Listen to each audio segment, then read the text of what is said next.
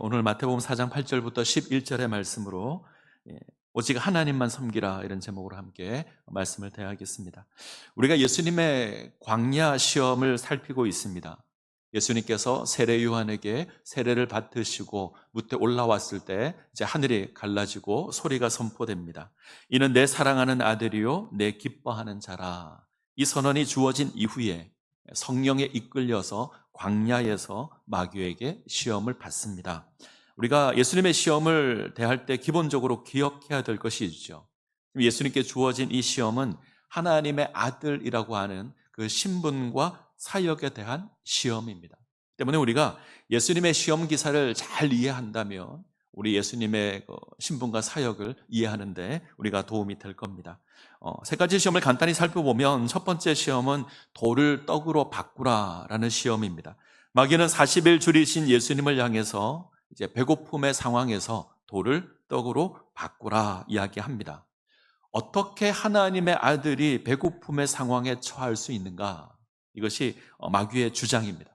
하나님의 아들이라면 배고픔이 아니라 배부름에 처해야 된다. 배부름 가운데 있어야 한다. 이에 예수님께서 하나님의 아들이란 떡을 쫓는 것이 아니라 하나님의 뜻을 행하는 것이다. 이렇게 선포합니다. 이 땅에서 풍요를 누리는 것으로 하나님의 아들이라는 것이 확인되는 게 아니라 하나님의 뜻을 행하는 것으로 하나님의 아들이라는 것이 확인된다. 이렇게 선포하셔서 시험을 이기십니다. 두 번째 시험은 거룩한 성전에 예수님을 세워놓고 이제 뛰어내리라고 하는 겁니다. 예수님께서 하나님의 말씀을 인용하자 이제 마귀도 하나님의 말씀을 인용해서 시험합니다. 성경을 보면 하나님께서 자기 백성이 떨어질 때에 발이 돌에 부딪히지 않도록 천사를 보내서 지키겠다 약속한 것이 있는데 정말 하나님 그렇게 하시는지 네가 한번 떨어져 봐라 이렇게 시험을 하죠. 예수님께서는 하나님을 시험하지 말라 선포합니다. 하나님은 어떤 상황에서도 우리가 신뢰하고 섬겨야 될 뿐이지 우리가 시험해야 될 대상이 아니다 선포하는 겁니다. 그래서 하나님을 시험하지 말라 선포합니다. 오늘 우리가 대하는 이제 본문의 말씀은 세 번째 시험입니다. 마귀가 높은 산으로 예수님을 데리고 가서 천하 만국과 그 영광을 보여줍니다. 그리고 자신에게 엎드려 절하면 이 모든 것을 주겠다 유혹합니다. 이 시험은 세상을 다스리는 권세와 관련되어 있죠.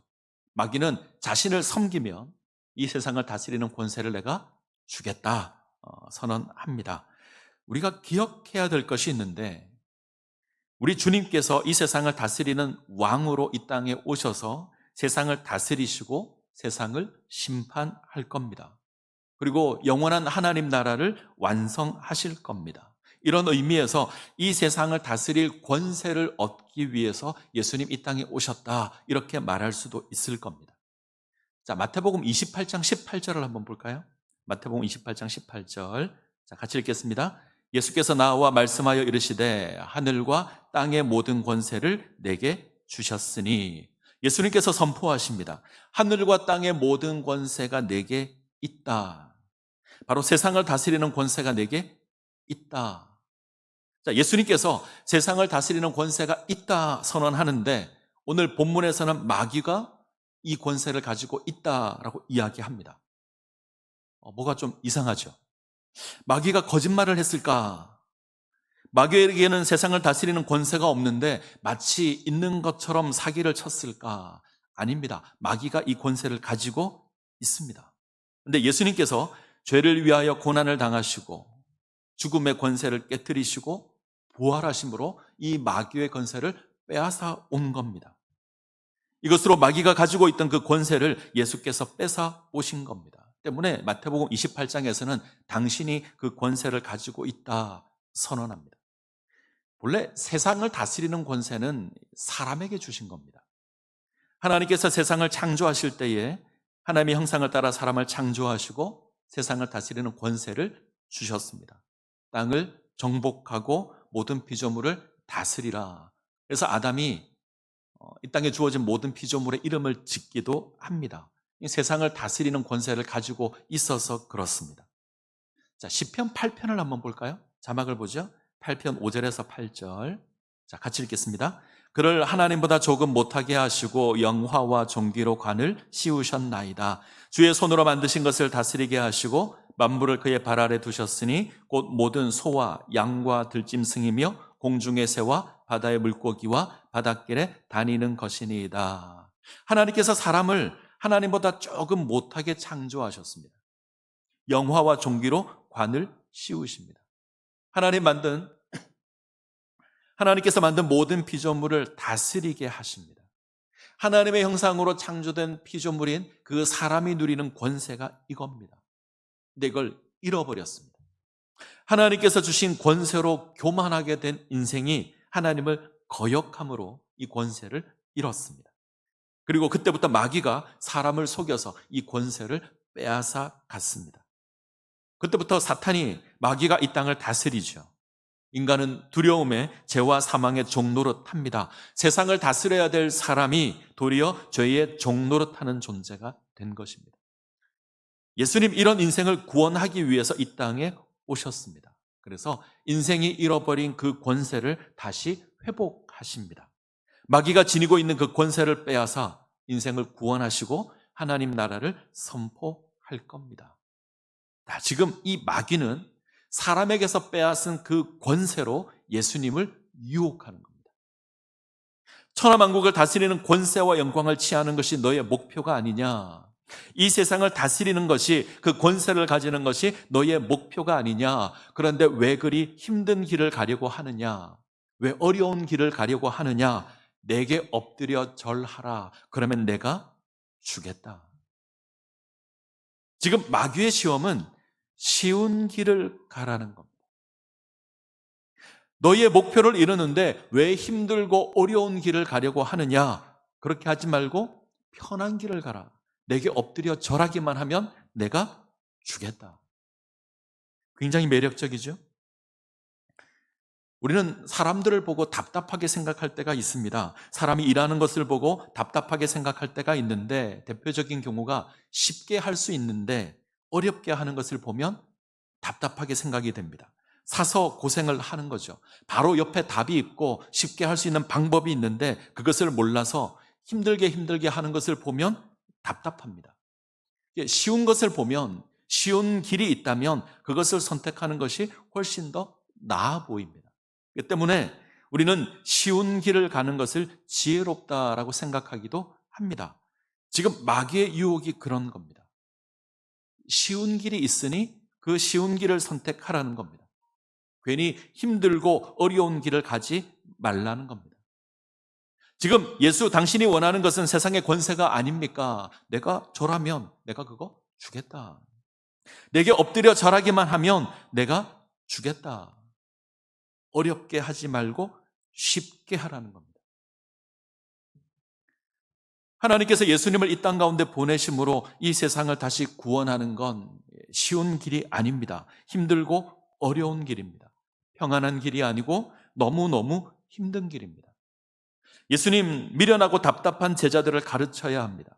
이 깨닫지 못하는 사람을 가르치는 것이 얼마나 고통스러운지는 가르쳐 본 사람들이 압니다. 굉장히 답답하고 힘든 겁니다. 많은 병자를 고쳐야 합니다. 문둥병자를 만져야 합니다. 썩어 문드러진 그 피부에 손을 대어야 합니다. 부정함과 저주를 감당하는 겁니다. 때로는 귀신도 쫓아내어야 합니다. 쉽지 않을 겁니다.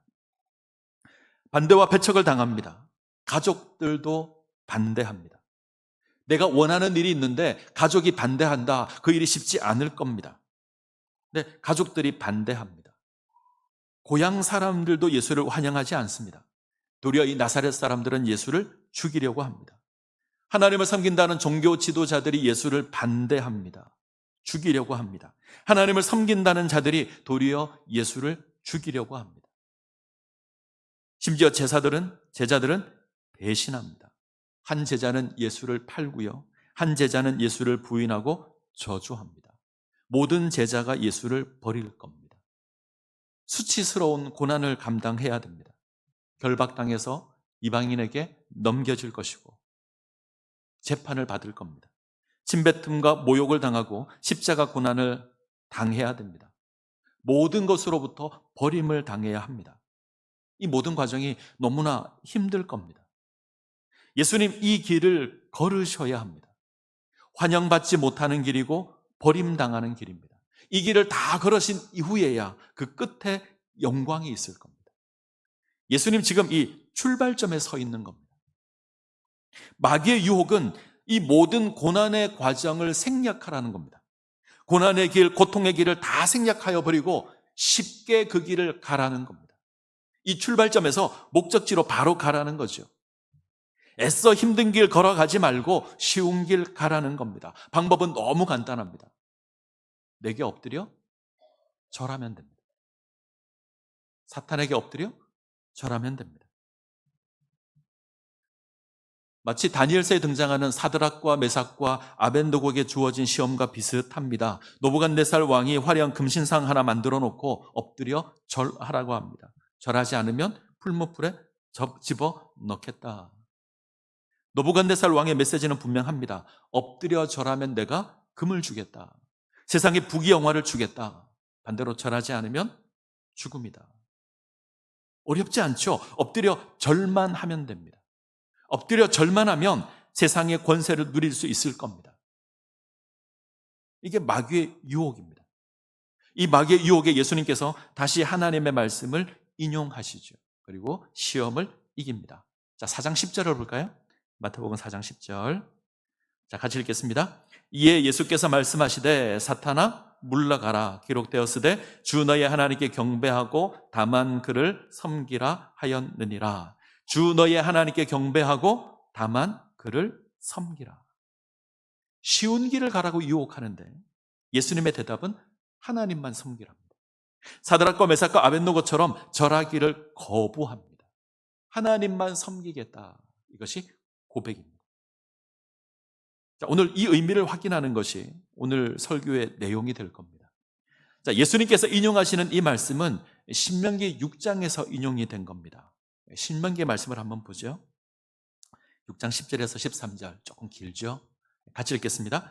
내 하나님 여호와께서 내 조상 아브라함과 이삭과 야곱을 향하여 내게 주리라 맹세하신 땅으로 너를 돌아가게 하시고 네가 건축하지 아니한 크고 아름다운 성읍을 얻게 하시며 내가 채우지 아니한 아름다운 물건이 가득한 집을 얻게 하시며 내가 파지 아니한 우물을 차지하게 하시며 내가 심지 아니한 포도원과 감람나무를 차지하게 하사 내게 배불리 먹게 하실 때에 너는 조심하여 너를 애굽 땅 종되었던 집에서 인도하여 내신 여호와를 잊지 말고 내 하나님 여호와를 경외하며 그를 섬기며 그의 이름으로 맹세할 것이니라.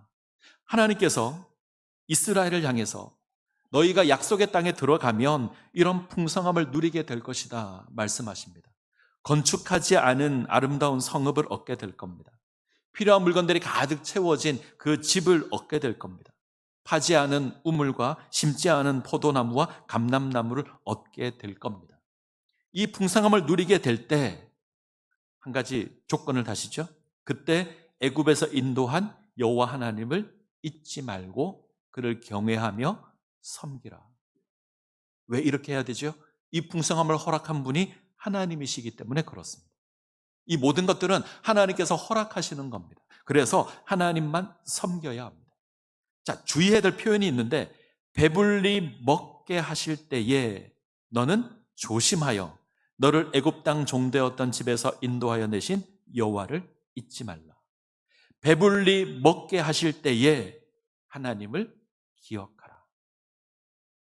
배불리 먹게 하실 때 하나님을 잊으면 안 됩니다. 근데 어리석게도 인간은 배불리 먹게 되면 잊습니다. 배가 부르면 하나님을 잊습니다. 사람은 신기하게도 올챙이적 생각을 못합니다. 현재 풍요에 취하게 되면 예전에 어려웠던 적을 기억하지 못합니다. 하나님을 찾던 인생이 배가 부르게 되면 하나님을 찾지 않을 수 있다는 겁니다. 사람들은 어떤 신을 찾을 때 대부분 목적과 이유가 있습니다. 사람들은 신을 찾아서 섬길 때 목적이 있는데 이 땅에서 배부르고 형통하기를 원합니다. 이것을 목표로 신을 섬깁니다. 이때 신은 내가 원하는 목표를 이루어주는 방법이나 수단입니다. 내가 원하는 목표는 이 땅에서 형통한 것이고 그것을 이루기 위한 방법으로 신을 섬깁니다. 근데 이 방법과 수단은 언제든지 바꿀 수 있습니다. 이 방법과 수단이 내 마음에 들지 않으면 바꿀 수 있고요. 이것보다 더 좋은 게 나타나면 바꿀 수 있습니다. 하나님께서 은혜를 베풀어서 가나안 땅에서 풍요를 누리지만 이 땅의 풍요만 바라본다면, 그리고 하나님보다 더 좋은 것으로 보이는 신이 나타난다면 바꿀 수 있다는 얘기입니다. 하나님을 섬기는 것이 목표가 아니라 이 땅에서 풍요를 누리는 것이 목표가 되고 하나님을 어떤 수단이나 방법으로 생각한다면 얼마든지 바꿀 수 있습니다. 하나님을 잊을 수 있습니다. 다른 신이 나를 더 배부르게 할 것 같으면 바꿀 수 있습니다. 다른 신을 섬기면 내 인생이 더 배부를 것 같고 더 형통할 것 같으면 하나님을 잊어버리고 우상을 찾습니다. 하나님을 버리고 우상을 찾습니다. 다른 신이 하나님보다 우월해 보이면 얼마든지 바꿀 수 있습니다. 왜요? 목표가 이 땅에서 잘 되는 것이기 때문에 그렇습니다. 이스라엘은 430년 애굽에서 종살이를 했습니다. 애굽은 다신교 국가입니다. 그 아몬라라고 부르는 최고의 신이 있고요. 그 밑으로 아주 많은 신들이 있습니다. 이스라엘이 이곳에서 430년 살았습니다. 애굽의 신관을 가지고 있다, 이렇게 생각하면 됩니다. 이스라엘은 자기들이 섬기는 그 하나님은 자신들이 애굽에서 경험했던 그 많은 신들 가운데 하나라고 생각합니다. 이스라엘의 주업이 목축업이죠.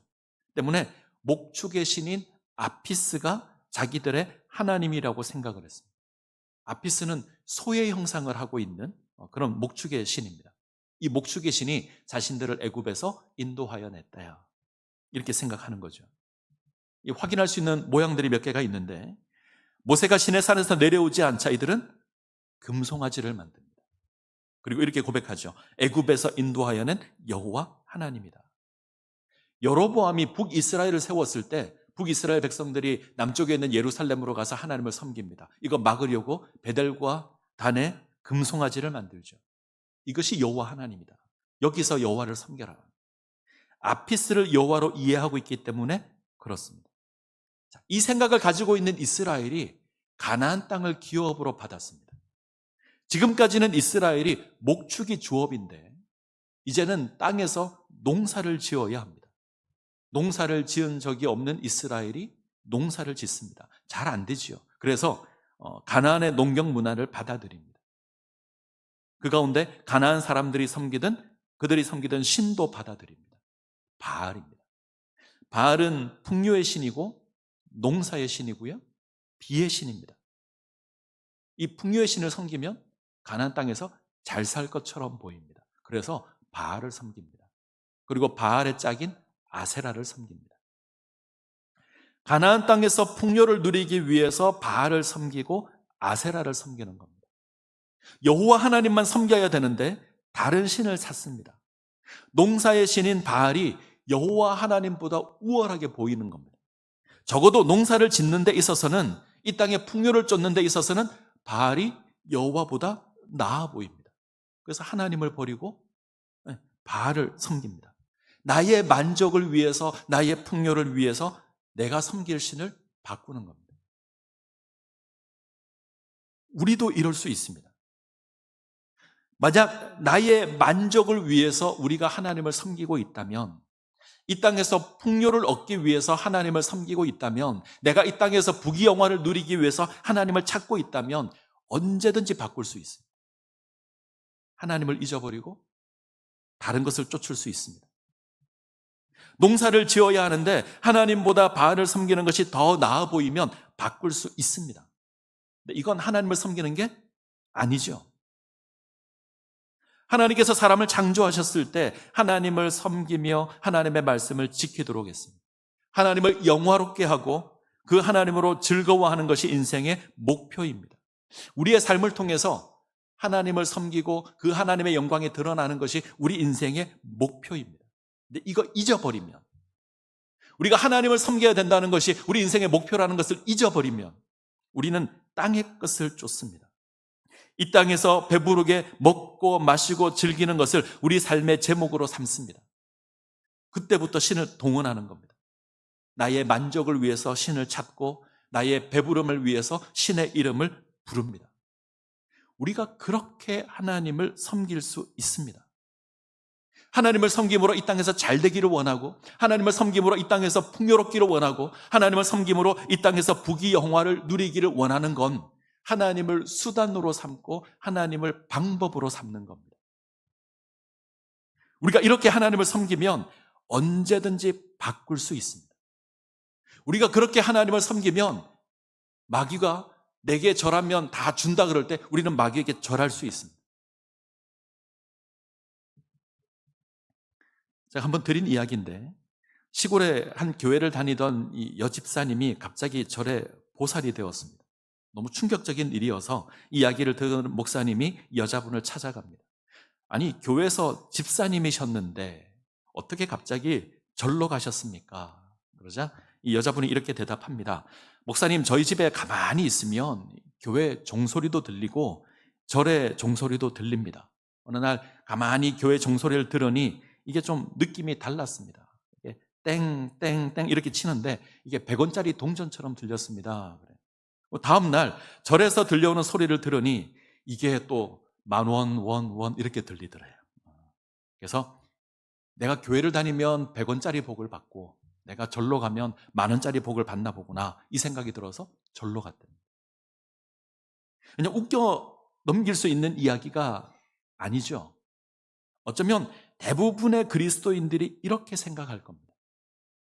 이 땅에서 잘 되고 이 땅에서 복을 받고 이 땅에서 부귀영화를 누리기 위해서 교회를 다닌다면, 하나님을 섬기는 것에는 별로 관심이 없고 하나님을 예배하는 것에는 별로 관심이 없고 그냥 복만 받아 누리기를 원한다면 이럴 수 있습니다.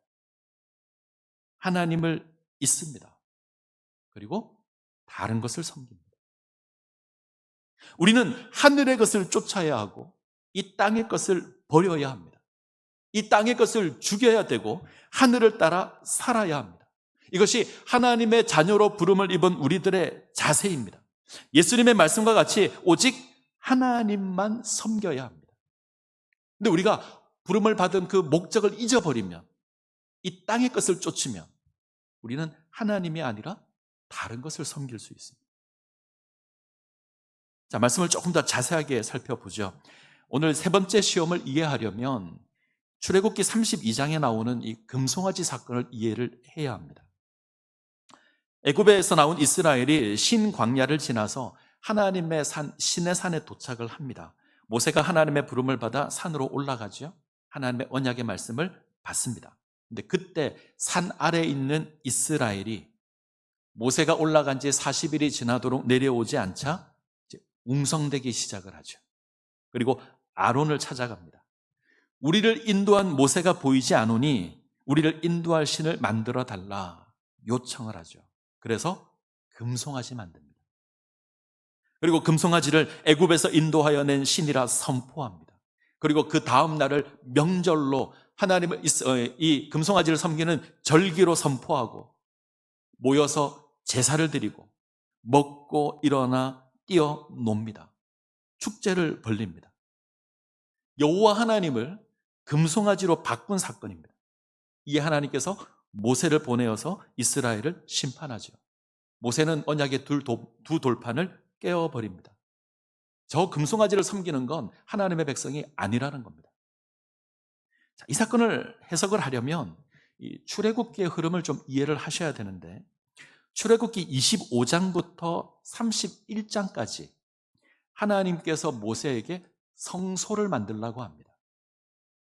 이스라엘과 언약을 맺은 하나님께서 내가 이스라엘 가운데 거하겠다, 하나님의 성막을 만들라. 그래서 성막을 만들 모양, 재료, 규격, 사이즈 다 이야기해 줍니다. 이게 25장부터 31장까지입니다. 그리고 35장부터는 모세가 하나님께서 이르신 대로 하나님의 성막을 만듭니다. 이것을 만드는 이야기가 이제 35장부터 40장까지입니다. 그러면 25장부터 40장까지 성막에 대해서 하나님이 말씀하시고 그것에 대해서 모세가 만드는 이야기인데, 이 이야기의 딱 중간에 금송아지 이야기가 있습니다. 하나님께서 이스라엘의 하나님이 되시고 이스라엘 가운데 임하겠다는 그 성막을 만드는 이야기 중간에 금송아지 이야기가 있습니다. 성소는 이 땅과 하늘을 연결하는 겁니다. 하늘의 하나님께서 이 성막에 임하십니다. 이스라엘은 이곳에서 하늘의 하나님을 만나고 하늘의 하나님을 섬겨야 합니다. 근데 금송아지는 반대 개념입니다. 이스라엘이 여호와 하나님을 금송아지로 만들고 그것을 하나님이라 고백합니다. 이것은 하늘의 하나님을 땅의 피조물로 바꾸는 겁니다. 자, 잘 구분을 하셔야 되는데 천지를 창조하신 이스라엘을 구원하신 그 하나님께서 이스라엘과 함께하기 위해서 거룩한 성막을 만드십니다. 근데 이스라엘은요, 하나님을 자기 곁에 묶어두기 위해서 자기 곁에 둔다는 명분으로 금송아지를 만듭니다. 비슷한 부분이 있죠. 결론은 비슷합니다. 목적이 같아 보입니다. 하나님께서 이스라엘 가운데 임재하여서 이스라엘과 함께 하려고 하십니다. 이스라엘은 하나님을 이스라엘 가운데 사로잡아 두려고 합니다. 결론은 둘 다 같이 있는 것처럼 보입니다. 그런데 엄청나게 다르죠. 성소는 하늘의 하나님께서 땅의 이스라엘 가운데 임하는 것으로 이스라엘을 하늘의 존재로 초대하는 겁니다. 땅에 있지만 하늘과 연결된 존재로 만드는 겁니다. 이건 삶의 방향이 하늘이 되어야 하는 걸 요구합니다. 근데 이스라엘은 창조의 하나님을, 하늘의 하나님을 땅의 피조물로 바꾸어 버립니다. 금송아지를 만들죠. 하늘의 영원한 하나님을 땅의 피조물로 바꾸는 겁니다. 하늘의 것을 땅으로 바꿉니다. 왜 이렇게 하죠? 지금 이스라엘의 방향이 땅입니다. 하나님은 이스라엘을 하늘로 초대했는데 이스라엘은 하늘의 하나님을 땅의 존재로 바꿔버렸습니다. 하나님을 이용하겠다는 겁니다. 지금 마귀가 예수님을 시험하는 게 이것입니다. 힘들고 어려운 하늘의 길을 버리고 쉽고 평안한 땅의 길을 걸으라는 겁니다. 내게 절하면 그 길을 걷게 하겠다. 하나님을 섬기지 말고 거역하라는 겁니다. 이에 예수님께서는 마귀의 유혹에 대해서 단호히 하나님만을 경배할 것을 선언합니다. 자, 하나님께서 우리를 하늘 백성으로 부르셨습니다. 하나님 나라의 백성으로 부르셨습니다. 우리는 마지막 날에 하나님께서 이루실 그 영광의 나라에서 왕노릇하게 될 겁니다. 이 놀라운 소망이 우리 가운데 있습니다. 이 소망을 이루는 방법은 우리보다 앞서가신 예수 그리스도를 따르는 겁니다.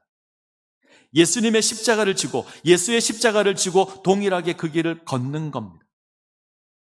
이 땅과 하늘을 연결한 그 십자가에 합당한 삶을 사는 겁니다. 하나님께서 십자가를 두시고 우리를 하늘의 존재로 불렀습니다. 하늘이 우리의 기준이 되어야 되고 하늘을 쫓는 삶을 살아야 합니다. 근데 마귀는 끊임없이 우리를 유혹할 겁니다. 땅의 부귀영화를 보여주고 하늘을 쫓아야 되는 우리를 향해서 끊임없이 땅을 쫓으라고 할 겁니다. 방법도 쉽습니다. 엎드려 절하면 준다고 합니다. 하늘을 쫓는 삶은 십자가를 지는 삶이고요. 땅을 쫓는 삶은 엎드려 절하기만 되는 삶입니다. 우리는 이 사이에서 하늘을 쫓는 삶을 살아가셔야 합니다. 마귀의 유혹은 우리 인생에서 십자가를 지우라는 겁니다. 고난 따위는 지워버리고 평안의 길을 걸으라는 겁니다. 우리가 이 소리에 넘어가서 이 마귀를 쫓으면 우리는 하늘에 속한 인생이 되는 것이 아니라 땅에 속한 인생이 되는 겁니다. 우리 가운데 그 어떠한 하늘의 영광도 나타나지 않을 겁니다. 우리는 정직하게 우리의 모습을 돌아보아야 합니다. 우리는 언제부터인가 마귀의 소리에 민감하게 반응합니다. 이 땅에서 육신의 정욕과 안목의 정욕과 이생의 자랑을 누리라는 그 마귀의 유혹에 우리는 반응하고 귀를 기울입니다. 십자가를 지고 예수를 쫓으라는 그 소리에 우리는 어느 순간부터 둔감해졌습니다. 십자가를 걸으라는 그 소리에 둔감해졌고 세상의 부귀영화를 쫓아라는 소리에 우리는 귀를 기울이고 있습니다. 때문에 어느 순간부터 예배를 드려도 아무런 감동이 없습니다. 하나님께 기도를 해도 아무런 느낌이 없고 찬양을 해도 뜨거움이 없습니다. 하늘의 관심의 대상이 아니어서 그렇습니다. 이제는 하늘에 헌신하지 않아도 불편함이 없는 수준이 되었고 심지어 헌신하려고도 하지 않습니다. 대신에 땅의 것에 관심을 가집니다. 이 땅에서 내가 손해를 보면 흥분하고, 내가 대접받지 못하면 화를 내고, 내가 무언가 누리지 못하면 불편해합니다. 때문에 우리는 하늘의 것으로 땅의 것을 쫓기 시작합니다.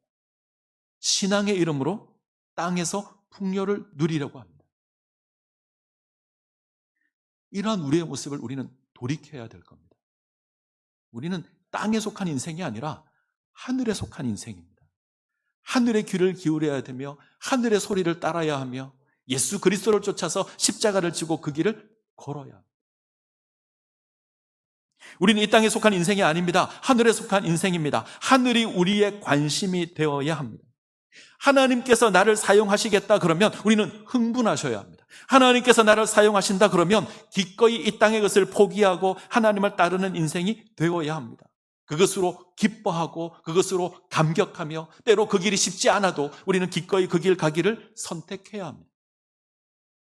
이 땅을 인해서 하늘의 것을 포기하시면 안 됩니다. 땅의 풍요를 위해서 하늘을 포기하시면 안 됩니다. 하늘의 영광을 위해서 이 땅의 것을 포기해야 합니다. 그것이 우리에게 옳은 겁니다. 지금 마귀는 우리에게 유혹하죠. 힘든 하늘의 것 쫓지 말고 쉬운 땅의 것 쫓으라는 겁니다. 힘들게 십자가 지지 말고 그냥 엎드려 절하기만 하라는 겁니다. 그러면 편안한 삶을 주겠다고 합니다. 우리가 걸어가야 될 길은 그 길이 아닙니다. 우리는 살아계신 하나님, 그 하나님만 섬겨야 하고요. 우리보다 앞서가신 그 예수 그리스도를 쫓음으로 우리는 하늘의 삶을 살아가야 합니다. 하나님만 경외하며 그 하나님만 섬겨야 합니다. 그것이 우리의 합당한 삶의 모습이 될 겁니다. 그 모습을 지니실 것을 부탁을 드립니다. 하늘의 것에 민감하시고 하늘의 것을 쫓으시고 하늘의 것을 사모하십시오. 그것을 인하여서 이 땅에서 좀 손해보는 거 괜찮습니다. 그러나 이 땅의 것을 위해서 하늘의 것을 포기하지 마십시오. 그것은 결코 우리가 걷지 말아야 될 길입니다. 오직 하나님만 섬기는, 하나님만 경외하는 주의 백성들이 되시기를 간절히 소원합니다. 기도하시겠습니다.